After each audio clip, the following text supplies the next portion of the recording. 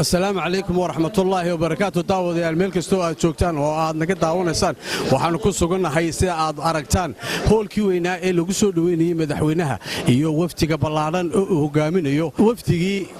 la socday madaxweynuhu iyagu ay yimaadeen sida aad aragtaanba ay fadhiyaan madaxweynihiina aanu sugayno madhowna uu soo gaari doono celinaya sida sharafta iyo qiimaha qaayaha leh ee shirka kan maanta halka ay isugu timaadeen shirka laxaadkan leh soo dhaweyn aad ku soo dhaweynaysaan waftiga ka yimid Soomaaliland waxa kale oo aan jecelahay inaan mahadnaq ballaaran u soo jeediyo bulshada reer UK ee reer Soomaaliland iyo reer Europe iyo magaalooyinka kale ee UK meel kasta ay isaga yimaadeen ee u soo banbaxay maalintii dhaweyto say u muujiyaan mudaharaadka weyn ee dunida isheedu ay aad u qabatay ee ay iyada oo waqti adag oo robda ay ahayd ay haddana muujiyeen dareenkooda wadaninimo iyo caatifada iyo dareenka iyo wadanimada ay u hayaan dalkooda iyo dadkooda niyadda wanaag ay u hayaan muujiyeen meel walba isaga yimid u muuqday quwadda ay Soomaaliland leedahay iyo xoogga ay leedahay iyo sida dadka iyo shacbiga ula socdo dibadda gudaba su'aal badan baa la isweydiiyay oo markii hore kulligii aan isweydiinay oo ahaa madan baa inoogu jirta inaynu shirka ka qayb galno mise inoogu jirto waa la qiimeeyay dibadda la tashaday gudaha la tashaday urur loo tashaday axsaab baa loo tashaday dawlad baa loo tashaday waxaanu gaadhnay inay dan iyo maslaxad inoogu jirto in shirka laga qayb galo dabad casho sharaf iyo arrimo kaleba in loola dhaqmeeyay hogaamiye dal madax bannaan oo dimuqraadi ah waxa kaloo shirka ka soo baxay in dawladda Ingiriisku ay goosatay inay xafiis ka furato Soomaaliland arrintaasi iyo waqtiga lagu soo beegay iyo sida loo dhigay waxaanu aragnaa arrin nasteex u ah qadiyadda Soomaaliland waana arrin aanu jecelahay in dawladaha kale ee caalamkeenu saaxiibkanaaba ay ku daydaan shirka waxa ku jiray paragraph number 6 waxa uu sheegay horta waxa shirka ka soo baxay waxa weeye waa communique waa baaq maaha go'aamo la qaatay waa baaq loogu baaqayo beesha caalamka ay ku baaqayso sida loo maamulayo ama loo caawinayo arrimaha Soomaaliya iyo Soomaaliland shirkuna de waxa shir Soomaaliya loo qabtay shirku waxa shir caalami ah oo caalamku isugu yimid qadiyad arrinta Soomaaliyana laga hadlayo waxaan u gudbayaa shirkii maalintii dhaweyto ee madaxweynaheena iyo ummadda oo dhammi isugu timi halka layna ku aqoonsaday anigu waxaan u arkaa in layna aqoonsaday maxaa yeelay mar haddii la yidhi laba dawladood baa tihiin oo waa laydinla kala shirayaa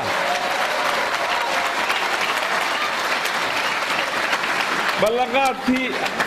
aqoonsigii keena waa keennay marka bal horta taa ku tashado waxba idinkama maqna mar haddii la yidhi Soomaaliland iyo Soomaaliya wada hadlaya oo la dhex fadhiisanaya oo heshiiskooda ama ha heshiiyeen ama ha isdiideen waa la dhageysanayaa dee marka waxba inooma yaaliine waxaanu leenahay iyana waxooda Ilaahay ha u barakeeyo inana waxaana Ilaahay noo barakeeyo السلام عليكم ورحمة الله وبركاته سلام كدب ومرق مدونتو ولا يسحنتا قفك الدبدي سال لقى هدلا وشقوي اللي عاديستي وقفك الشيطان كيسو وينادي ودمي وحونا قاين ونقان بحمان يقان وحاينو قوشة ونقان بقول درو يقان أشخاص تاس ويسوي ربضان ايان وينقو يران شرين وحليها يستفر كواربيهي ومرق مدونتو مواطنين ترير Soomaaliya halka fadhiya inta maqaniba inay kelmadda di taariikhiga ahayd tidhi maantiina waydo arbacadii bisha 22 ka ahayd raxmadda Ilaahay daaysay dadka yar iyo hadii alla ku roob kuma socdeen dadkaasu inay kelmadoodii waxay doonayaan sheegeen dadka luqadda akhristaana ay akhristeen oo fahmeen waxa aynu doonayno qiimo weyn bay ku fadhidaan waana idiin qoran tahay taariikhduna way sajilaysaa horta 5 sanadood ee soo socda sida himalada iyo aragtida aynu gaari lahayn qaybta saddexaadna dabcan waxa weeye sidii loo maalgelin lahaa barnaamijyada iyo mashaariicda aynu doonayno inaan ku dhaqan galino himaladeena idinku haddii aad qurba jooga aad tihiin waxaa ka soo gelaysaan himiladaas xaqiijinteeda dhowr meelood oo la xidhiidha khaasatan dhinaca maalgelinta iminka bagidii waynu wada ognahay tiir dhexaadka dhaqaalaheenu maanta uu ku taagan yahay maaha xaqiiqdii waxaynu gudaha ka soo saarro ee waa waxa idinku aad soo dirtaan ee waddanka aad tartaan haddii aad tihiin qurba jooga aad baa ugu mahadsantihiin halkan joogta ee ka mid ah ummadda reer Somaliland ee faraha badan leh halkan fadhiya waxaan dhammaantood idin salaamayaa maanta runtii waxaan xasuustay in maalintii aynu qaadanay xornimadeenna Somaliland waxa aan xasuusanahay maxamed xaaji ibraahim galba kalmad ayaa yiri maalintii aan tagnay aan helay xornimadeenna wuxuu yiri waxa aan ogahay in ilaahay aw maanta inagu maneeyay inaan nahay ummad maanta aan gaarnay wax qabad weyn oo ku saabsan ilaahay inuu nagu galadaystay inaan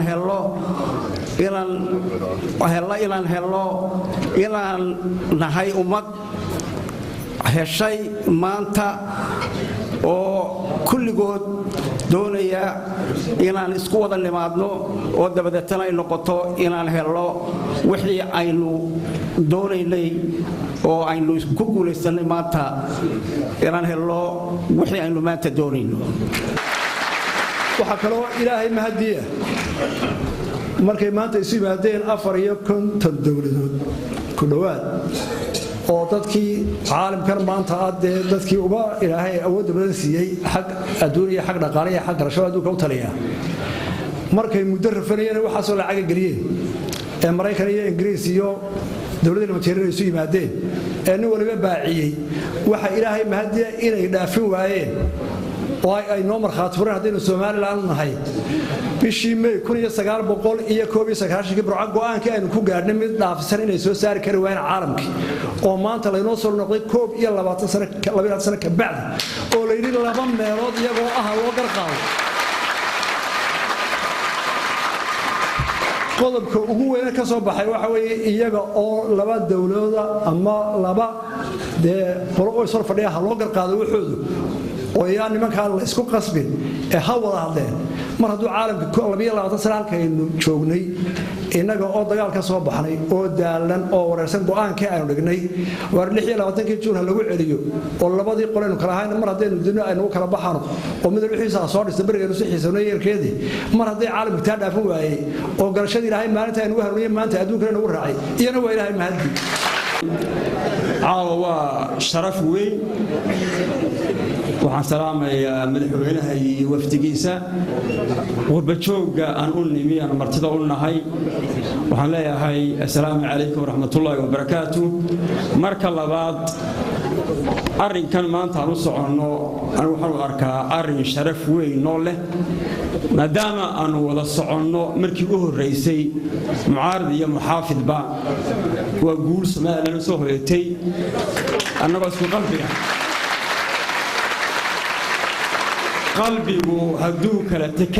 qalbigu hadduu kala takan yahay waxa ma keeno arrinkan markii naloo keenay u horreysay madaxweynaha annaguba waan ka shakinay aad baa loo baaray ingiriiska loo yeeray waa la waraystay ilaa istaatiskii Somaliland oo meel dhigay maanan qaadan udubna waxay ahayd tii u horreysay ee markii ay waraysteen ku dhawaaqday in shirka la tago laakiin ninkii xanuunsanaya uu halkiisa laakiin go'aanka waan qaadan baaris baa la sameeyay wax ka soo weeliyeen wax ka soo hagaajiyay laba arrimood baa soo baxay laba arrin waa inaan address garaynaa mid waxa weeye waxa la yidhi cid waxa la yidhi Soomaaliya soo heshiiyo Soomaali la heshiin jiray ma jirto way dhintay baa la yidhi talabana waxa la yidhi ma haystaan wadan si Suudaan gacanta qabto arrintooda caawisa labada waa inuu samaysanaa Soomaaliya waxa ay wada hadla ilaa iyo maanta shirka ka horo waxa laha Soomaalidu 4.5 iyo 18 gobolka ku shaqeysato labada waa la tuuray 4.5 kii la soo malmaluuqay waa la tuuray 18 kii umsiyad ku feegarayna waa la tuuray la waxa soo baxaya Soomaaliland iyo Soomaaliya waxay meeg qadiyadii lama bedelin laakiin ruudkii baa la bedelay iyadoo waan ka baxaynaa in la soo hubiya waxaan hubiyay in arrintan maanta ka dhacday waddanka Ingiriiska inaan noqonnay arrin dhaba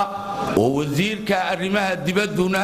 albaabadan oo garaacay oo aad oo saxiix ku furay madaxweynaha iyo xukuumaddiisuna ay ka wada socoto waxaa sharafa